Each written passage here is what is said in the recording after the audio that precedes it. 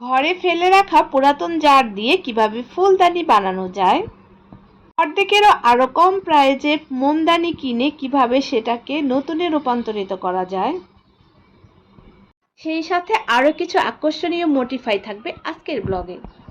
Hello viewers, আসসালামু আলাইকুম। আমি তনিমা, আমার লাইফস্টাইল অফ তনিমা চ্যানেল থেকে আবারও একটা নিউ ব্লগ নিয়ে চলে আসলাম আপনাদের মাঝে। আপনারা যে যেখান থেকে আজকের ব্লগটা দেখতেছেন, আশা করি সবাই ভালো আছেন, সুস্থ আছেন। প্রথমেই আমি মাত্র 50 টাকা দিয়ে এই টাইপের একটা ঝুড়ি কিনে এই ঝুড়িটাকে কালার করে কিভাবে আকর্ষণীয় এক চামিজদানিতে পরিণত করা যায় সেটাই আপনাদের সাথে শেয়ার করছি। তো দেখতে পাচ্ছেন আমি এটার মধ্যে গোল্ডেন কালারের রং করে নিয়েছি। আর এই রংটার নাম কি, মানে কি রং, সেটা ভিডিওর কোনো একটা পর্যায়ে আমি আপনাদেরকে বলে দেব। তো আমি এটার মধ্যে কালার করে তারপর দেখতে পেলেন আমি চার সাইড দিয়ে রাউন্ড করে পুঁতি লাগিয়ে নিয়েছি। তারপরে দেখতে পাচ্ছেন এটা কত সুন্দর আকর্ষণীয় চামিজদানিতে পরিণত হয়ে গেছে। তো এই তো আমি চামচগুলো রেখে দিচ্ছি। আমি মূলত এটা আমার কফি কর্নারের জন্য বানিয়েছি। যেহেতু কফি কর্নারটা আমার এখন রেডি হয়নি, তাই আমি আপনাদেরকে এই ডাইনিংয়ে রেখে দেখাচ্ছি যে এটার মধ্যে আমি চামচগুলো কিভাবে রাখবো। এখন আমি যেই র্যাকটাকে মডিফাই করব, তো এমন সাইজেরই এই ধরনের একটা গোল্ডেন কালারের র্যাক আমি কেনার জন্য দোকানে গিয়েছিলাম এবং আমি দামাদামি করেছিলাম। এটা আমার কাছে 1800 টাকা দাম চেয়েছিল। তো আমার মাথায় আইডিয়া আসলো যে আমি যদি একটা র্যাক এমন কিনে, তো এটা আমি মাত্র 300 টাকা দিয়ে কিনেছি। তো এটা কিনে যদি আমি গোল্ডেন কালার করে নিই, তাহলে কিন্তু আমি যে র্যাকটা দামাদামি করেছিলাম 1800 টাকা চেয়েছিল, সেম কিন্তু ওই র্যাকটার মতোই দেখা যাবে। তো কালার করার পর আমি দেখতে পেলাম যে একদম ঠিকঠাকই ওই র্যাকটার মতোই দেখা যাচ্ছে, যে গোল্ডেন যে র্যাকটা আমার কাছে 1800 টাকা দাম চেয়েছিল। এখন আমি এই পুরাতন সেকেন্ড হ্যান্ড মোমদানি শোপিসগুলোকে কালার করে একদম নতুনের মতো করে ফেলবো।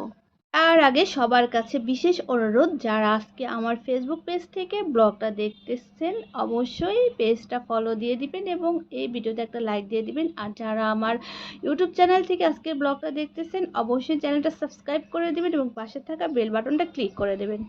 একটা শোপিসের কালার করা আমার শেষ। এখন আমি দ্বিতীয়টা করে নিচ্ছি। এখন আমি এই রংটার ব্যাপারে আপনাদের সাথে একটু শেয়ার করছি। এই রংটা ইউজ করার সময় সামান্য পরিমাণ পানি ইউজ করতে হয়। এটার মধ্যে পানি ছাড়া আর অন্য কিছুই ইউজ করা যাবে না। তো সামান্য পরিমাণ পানি দিয়ে, মানে পরিমাণ মতো যতটুকু প্রয়োজন, তো অতটুকু পানি দিয়ে এটা ভালো করে গুলিয়ে নিতে হবে। আর খুব বেশি পরিমাণে পানি দেওয়া যাবে না, তাহলে কিন্তু এই রংটা পাতলা হয়ে যাবে। পাতলা হয়ে গেলে কিন্তু আর কোনো কাজে লাগবে না। আর আমি এখানে যে কালারটা ইউজ করেছি, এটা কি কালার, কত টাকা প্রাইস, কোথায় পাবেন, সেটাও আমি ডিটেলসে বলে দেব। তো এই যে দেখতে পাচ্ছেন একটা পুরাতন জার, এটা আমার বাসায় পড়েছিল। তো যেহেতু আমার টিভি ক্যাবিনেটটা সাজানোর জন্য অনেক শোপিস আইটেমই প্রয়োজন, তো একটা যদি ফুলদানি হয় তাহলে তো টিভি ক্যাবিনেটটা আরও বেশি সুন্দর লাগবে। তো তার জন্য ভাবলাম যে এটাকে আমি ফুলদানি বানিয়ে ফেলি। এই তো আমার জারটাকে কালার করা হয়ে গেছে। সেই সাথে আমার একটা ছোট ওয়াচ ছিল, সেটাও আমি কালার করে নিয়েছি। আমার ড্রয়িং রুমের থিম হবে গোল্ডেন, আর আমার কফি কর্নারটাও গোল্ডেন র্যাক দিয়ে সাজানো হবে, যার কারণে আমি ওই ওয়াচটাকেও গোল্ডেন কালার করে নিয়েছি। আর এই যে এখন আমি এই জারটাকে আমি কিভাবে মডিফাই করতেছি যাতে ফুলদানির মতো দেখা যায়। তো দেখতে পাচ্ছেন এখন কিন্তু এটা পুরোপুরি ফুলদানির মতো দেখা যাচ্ছে। কেউ কিন্তু দেখে বুঝতে পারবে না যে এটা একটা সাধারণ ফেলে রাখা জার ছিল। এটা যে কেউ দেখলেই ভাববে যে এটা ফুলদানি ছিল, হয়তোবা আমি এটা কিনে এনেছি। গ্লাস দিয়ে ড্রয়িং রুম সাজানো আমার খুবই পছন্দের, যার কারণে আমি ড্রয়িং রুম সাজানোর জন্য একটা গ্লাসের দোকানে থেকে নর্মাল একটা গ্লাস কিনেছিলাম এবং সেটাকে আমি বাদিয়ে এনেছি খুবই অল্প টাকা দিয়ে। কারণ আমার মাথায় আইডিয়া ছিল যে এটাকে আমি মডিফাই করে একটু গর্জিয়াস করে ফেলবো, যাতে দেখতে অতটা নর্মাল মনে না হয়। সেভ করার জন্য আমি এটাকে নর্মাল ফ্রেম দিয়ে বাঁধাই করেছি। তাতে কি হয়েছে, এটা তো আমি নর্মালভাবে ইউজ করব না, এটাকে তো আমি মডিফাই করে গর্জিয়াস করে তুলবো। এখন আমি বলে দিচ্ছি আমি যে রংটা ইউজ করেছি সেই রংটার নাম গোল্ডেন সিল্ক।